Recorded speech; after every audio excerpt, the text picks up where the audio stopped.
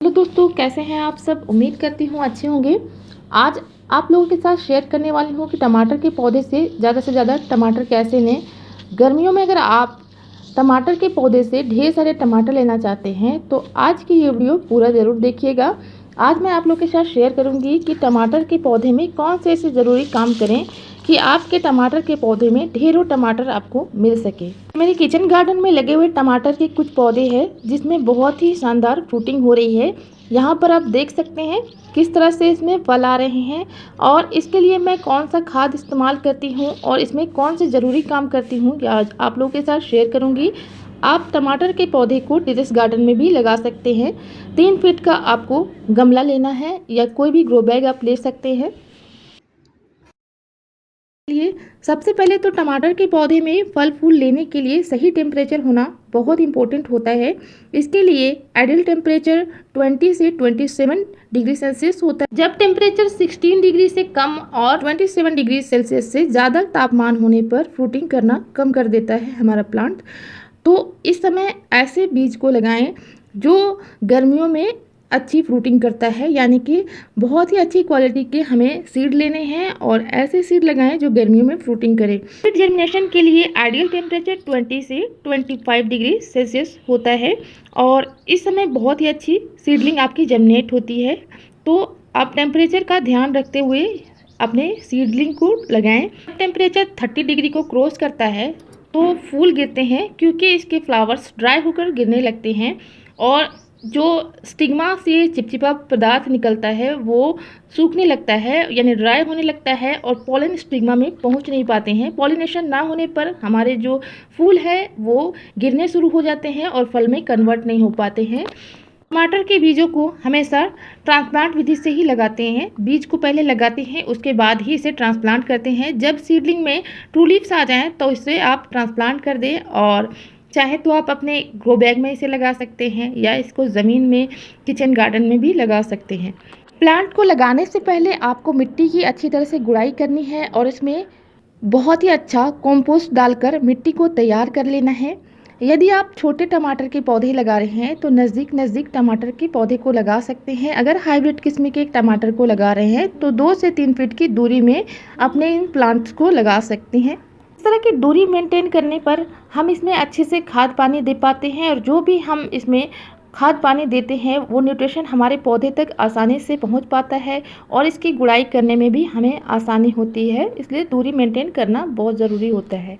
तो इस तरह से हमें अपने प्लांट को लगाने के बाद इसमें वाटरिंग कर देनी है और हमें 1 महीने तक इसमें कोई भी खाद नहीं देना है। अब मेरे ये टमाटर के पौधे 1 मंथ के हो चुके हैं तो इनको सपोर्ट की ज़रूरत है। इनमें हमें लकड़ी का सहारा देना है या स्टेकिंग करनी है और इसमें छोटे छोटे फूल भी आ रहे हैं। तो इसमें सबसे मैं आसान उपाय बताती हूँ। अगर आपके पास कोई पुराने झाड़ू है तो उसके स्टिक को भी आप इसमें लगा सकते हैं या फिर तार से भी फेंसिंग वगैरह भी कर सकते हैं। इनको एक सपोर्ट देना ज़रूरी है ताकि इनके फल ख़राब ना हो और इनको एक सपोर्ट मिलने पर ये बहुत ही अच्छी तरह से फ्रूटिंग करते हैं। तो इस तरह से मैंने वेस्ट जो झाड़ू हो चुकी थी उससे मोटे वाले स्टिक निकाल ली है और इस तरह से इनको सपोर्ट दे रही हूँ। अब अगला जो हमें काम करना है वो ये है कि हमें इनकी शकर को पहचानना है। शकर ब्रांच जो एक्स्ट्रा ग्रोथ रहती है प्लांट की उससे हमें निकालना है अपने प्लांट से। जब प्लांट हमारा 1 महीने का हो जाता है तो उसके नीचे से जो एक्स्ट्रा ब्रांचेस निकलती हैं उनको हम शकर ब्रांचेस कहते हैं। तो इसको हम नीचे से शुरू करेंगे निकालना और इस तरह से इसको हमें हटा देना है अपने प्लांट से। इसके कट करने से हमारे प्लांट की एनर्जी बचती है। जो एक्स्ट्रा एनर्जी होती है ये प्लांट की लेती रहती है जिससे हमारा प्लांट अच्छे से फ्रूटिंग नहीं कर पाता है क्योंकि इसकी सारी एनर्जी इस शकर ब्रांच में जाती है और इसमें बहुत ज़्यादा फ्रूटिंग नहीं होते हैं। तो इस तरह से हमें अपने सभी टमाटर के प्लांट से इनके शकर्स को नीचे से निकाल देना है और इसके ऊपरी टिप को भी आप साफ़ कर दें। अब हमारा पौधा जो है पूरी तरह से क्लीन हो जाता है तो इसमें बहुत ही अच्छी तरह से फ्रूटिंग आती है और हमारा पौधा तेज़ी से ग्रोथ भी लेता है। टमाटर का प्लांट धूप पसंद करने वाला प्लांट होता है तो इसको ऐसी जगह पे लगा के ग्रो करें जहां इसको 4 से 5 घंटे की कम से कम धूप ज़रूर मिले। लेकिन गर्मियों में हम ऐसी जगह टमाटर लगाएं जहां पे इसे ज़्यादा धूप ना लगे। दोपहर की जब कड़ी धूप इस पर लगती है तो हमारे प्लांट की जो फूल है वो गिरना स्टार्ट करते हैं और पॉलिनेशन नहीं हो पाता है। इस वजह से हमारे प्लांट में जल्दी फल नहीं बन पाते। अप्रैल तक तो ये प्लांट बहुत ही अच्छे से फलता फूलता रहता है, लेकिन टेम्परेचर जैसे ही 30-35 के ऊपर जाता है हमारे प्लांट में फ्रूटिंग कम होती है। तो उस टाइम आप ग्रीन नेट के नीचे भी इस प्लांट को लगा सकते हैं। और अगला जो हमें सबसे ज़रूरी काम करना है वो ये है कि इसमें फर्टिलाइज करना ज़रूरी है टाइम टू टाइम। तो इसको हम सबसे पहले अच्छे से गुड़ाई करेंगे और गुड़ाई करने के बाद इसमें डालेंगे गोबर की खाद या वर्मी कंपोस्ट। और साथ ही मैं इसमें डालती हूँ एक्सेल्स। एक्सेल्स जो होते हैं वो कैल्शियम का बहुत ही अच्छा सोर्स होता है, बिल्कुल ऑर्गेनिक होता है, मुफ्त में हमारे घर में ही मौजूद होते हैं ये खाद। तो इसको अगर आप अपने प्लांट पर डालते हैं, अंडे के छिलके टमाटर के और मिर्च के पौधे के लिए बहुत ही ज़्यादा फ़ायदेमंद होते हैं। तो इस पर अगर डाल दीजिए तो आपका प्लांट बहुत ही अच्छा फ्रूटिंग करेगा।